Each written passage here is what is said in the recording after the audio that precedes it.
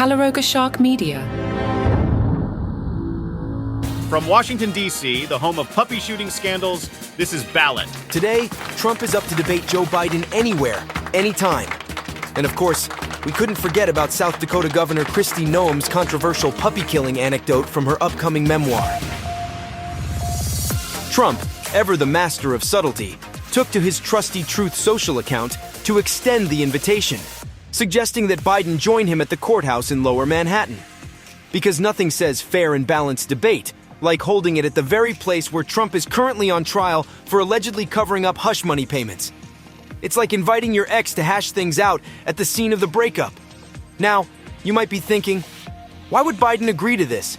He's already said he's happy to debate Trump somewhere, sometime. But that's not good enough for the Donald.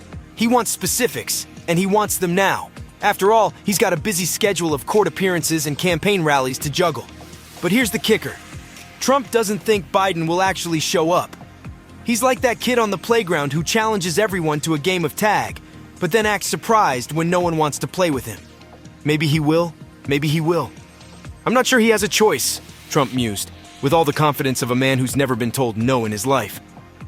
It looks like South Dakota Governor Kristi Noem has found herself in quite the pickle after a controversial anecdote about killing her puppy surfaced from her upcoming memoir. But fear not, folks. Noem is here to spin this into a case for her political prowess as she vies to become Donald Trump's VP pick. According to The Guardian, Noem's memoir includes snippets about her decisions to kill various family farm animals, including a 14-month-old puppy named Cricket and an unnamed goat. Now I know what you're thinking. Who would want a VP who shoots puppies and goats? But Noem has an explanation, and it's a doozy. Kristi Noem wrote, "Whether running the ranch or in politics, I've never passed on my responsibilities to anyone else to handle. Even if it's hard and painful, I followed the law and was being a responsible parent, dog owner, and neighbor." So there you have it, folks. Killing puppies and goats is just part of being a responsible adult, apparently. But not everyone is buying Noem's spin. Right-wing media personality Laura Loomer declared that this anecdote would be the death knell for Noem's VP aspirations, saying, "You can't shoot your dog and then be VP." I mean, she's got a point. Imagine the campaign slogans. Vote Noem. She'll shoot your problems away, one puppy at a time. Even President Biden's re-election campaign couldn't resist taking a jab at Noem. They posted pictures of Biden and Vice President Kamala Harris smiling with dogs, as if to say, "Look, our candidates don't kill puppies, they cuddle with them." And let's not forget Florida Governor Ron DeSantis, who took the opportunity to post a call to action for people to adopt rescue dogs. This isn't the first time Noem has raised eyebrows in Washington. In March, she posted an infomercial-style video for a Texas dentist, appearing to act as a commercial testimony for the business, despite holding public office. I guess when you're the governor of South Dakota, you've got to find creative ways to pay the bills. Will this controversy be the final nail in her political coffin, or will she somehow spin it into a tale of her unwavering responsibility and toughness? Only time will tell. But one thing's for sure. If Noem does become VP, the White House might want to invest in some extra security for the first dog.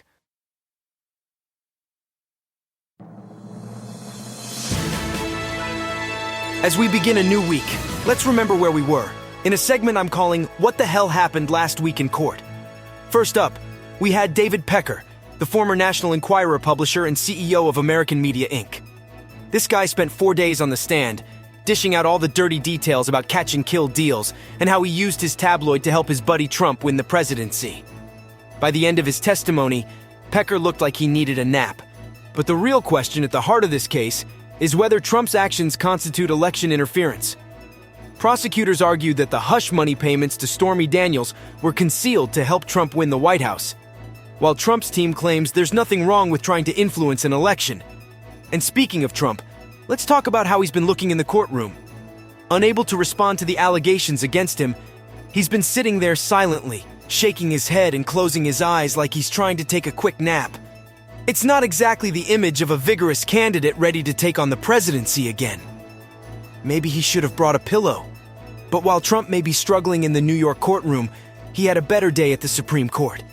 His lawyers argued that he should have immunity from prosecution for actions he took as president, and the conservative justices seemed pretty receptive to the idea.